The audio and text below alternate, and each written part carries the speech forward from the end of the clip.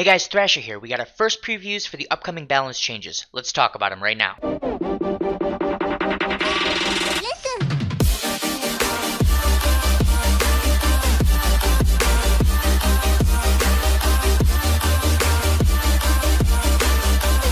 Okay, so these balance change previews have been taken directly from the official Dragon Ball Legends Facebook page. So what I've done is I've just thrown them all into Photoshop real quick, chopped them up so that way we don't have all the extra stuff, all the comments and all that stuff taking up space. So let's go ahead and go through these three that we've seen so far.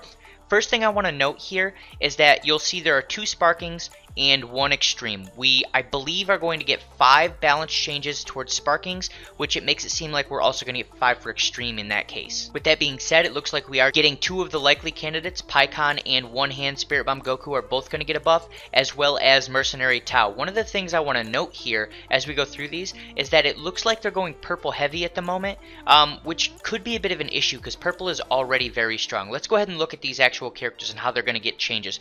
Sparking Pikkon yellow, incredible status buffs. Watch out, his new unique ability that inflicts attribute downgrades to all enemies when defeated. His Z ability upgraded at 5 stars will now power up characters from episode sagas from the movies as well. So multiple things of note here. One, it looks like we are going to get a buff to his Z ability at 5 stars, just like we've seen recent characters get a buff to their Z ability at 5 stars. It looks like they're going to go back through and do that to multiple older characters. Another thing to note is because he's getting a buff to episode sagas from the movies, that will help some characters who are just not viable right now because they didn't have a good tag. Examples of that are Kura, who just really didn't have a good tag, and then Broly, who did have a good tag, but he didn't have a place on the tag that he was already in. So obviously he's a Saiyan, he's a Super Saiyan, he just didn't fit super well on those teams, and he's not the best option for those teams. But if you wanted to run an episode sagas from the movies team, he's actually not a bad option on that team. So this is sort of a stealth buff to that tag as well,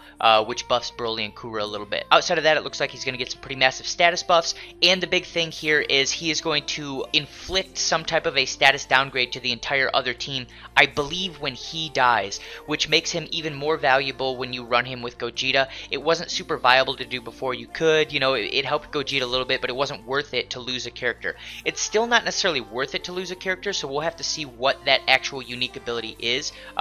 But if you're using him, he's got a decent amount of status buffs, and he ends up going down first. It could be very helpful. Okay, next up is the One-Hand Spirit Bomb Goku. He is purple. He really isn't used on any teams at the moment. He's very underwhelming. Luckily, it does say he's going to get status buffs. Let's just read it exactly. In addition to status buffs, his one-handed Spirit Bomb can now be used with more freedom. His Z ability is also upgraded at 5 stars. Use Goku as the ace of purple teams to deliver a clutch victory. So another thing I want to take note of here is it seems like they're starting to push these monocolor teams. We've gotten a lot of blue characters recently, and most of those blue characters have abilities that buff the blue color type, and we're seeing a lot of these purple characters that buff the purple color type. Most of them are older characters, but we are seeing that multiple characters that buff just the purple color type are getting buffs in this balance change. Outside of that, let's talk about his one-handed Spirit Bomb that can be now used with more freedom. There's 2 ways they could go about this. One, they could make it so his main ability that draws an extra special move allows you to draw special moves multiple times. That's possible. Probably not the case. What I think is more likely is they're going to reduce the key cost of his special move. Maybe, maybe not. We'll see what happens. But one more thing to note here, like I said before, the tag for episode sagas from the movies, he does have that tag. So this will be buffing that tag yet again. And then to round it out, we have our last one, which is an extreme character. It's the only extreme character that we have a preview for yet. It's Mercenary Tao. Extreme Mercenary Tao purple. In addition to status buffs, his Z ability is upgraded at 5 stars, just like the other ones.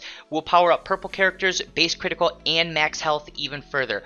Boost critical attacks from purple allies and land a vibrant hit on the enemy. So essentially what this means is he is now very viable on any team where your carry for your team is a purple. So the main character on your team that your team is built around, if they're a purple, you may actually want Mercenary Tao on that team. So we'll have to see how much of a health buff he actually gives, but if it's anything north of 10%, he's probably worth having on that team if you had a character on the team that was just there for bench purposes before. So we'll have to see where the rest of this goes, but it looks like they're really pushing for this 5-star Z ability upgrade, and it's going to pretty much roll out to every character. So some people were a little worried about that and how it's going to be pay to win. Whether you consider it pay to win or not, it looks like that's the route they're going to be going from now on. One other thing I want to make mention of is with the addition of these power-ups to purple-based Z abilities and characters like the new Android 18 who's built to shut down specific hybrid characters, I'm starting to see a bit of a push for them to shift the meta. They're trying to get out of this tag-based team idea, and I hope that's the case. I would really like to see a lot more characters like 18. I'm not saying she's the best character in the game, but she is one of those characters, if they continue to go that route, where if you bring her on your team, someone who has androids really has to worry about her. If you don't Rising Rush her, she'll pretty much completely shut your team down because she can one combo most hybrid Saiyans. And while she's not perfect, I hope we do move in that direction where we have lots of characters who are specifically built to shut down entire tags or entire teams, so that way it's not just bring a whole bunch of hybrid Saiyans, bring a whole bunch of androids, bring a whole bunch of purple characters. You have to actually build a team that can deal with almost any situation, and if you don't, then someone can bring a specific character where that one character can shut your whole team down.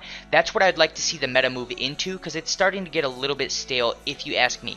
We'll see where it goes, we'll see what they keep doing with these, but I am mildly hopeful that they can make some legitimate changes to these characters as they continue to balance them out. And that's all I have for this video. Throw down below what characters you still want to see changed so we can continue to talk about this. And if you like this content, make sure to like and subscribe, and I'll see you in the next video.